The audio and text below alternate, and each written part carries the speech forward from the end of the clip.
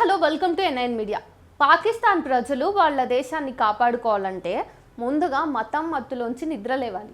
ఒక civil moment జరిగి వాళ్ళ ప్రభుత్వంపై పాలకులపై వాళ్ళే యుద్ధం ప్రకటించుకోవాలి. ఇస్లామిక్ రిపబ్లిక్ నుంచి సెక్యులర్ స్టేట్గా అది మారాలి. మిలిటరీ అధికారులను కుదించి సుస్థిర ప్రజాస్వామ్య పాలన జరిగేలాగా రాజ్యాంగాన్ని రూపొందించుకోవాలి. పాకిస్తాన్ అనే దేశానికి సార్వభౌమత్వం అనేది ఒకటి ఏడ్చిందనే సోయితో ఎక్స్టర్నల్ ఫోర్స్కి లొంగకుండా సొంతంగా నిర్ణయాలు తీసుకోగలగాలి. అంతేనా? భారతదేశ రాజ్యాంగ మూల సూత్రమైన లౌకికవాదం పైన పెద్ద పెద్ద రాజకీయ నాయకులే బహిరంగంగా విమర్శలు చేస్తున్నారు.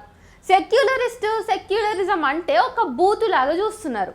వాళ్ళంతా గుర్తుపెట్టుకోవాల్సింది ఏంటంటే ఈ రాజ్యాంగ మూల సూత్రాలే లేకపోతే మన దేశం పాకిస్తాన్, ఆఫ్ఘనిస్తాన్, బంగ్లాదేశ్ లాగా ఎప్పుడో మట్టి కొట్టుకుపోయేది అని. సో ఫస్ట్ పాకిస్తాన్ వాళ్ళు ఫాలో అవ్వాల్సింది చెప్పేసా. ఇప్పుడు చెప్పింది ఇండియన్స్ అయినా మనం ఫాలో అవ్వాలి.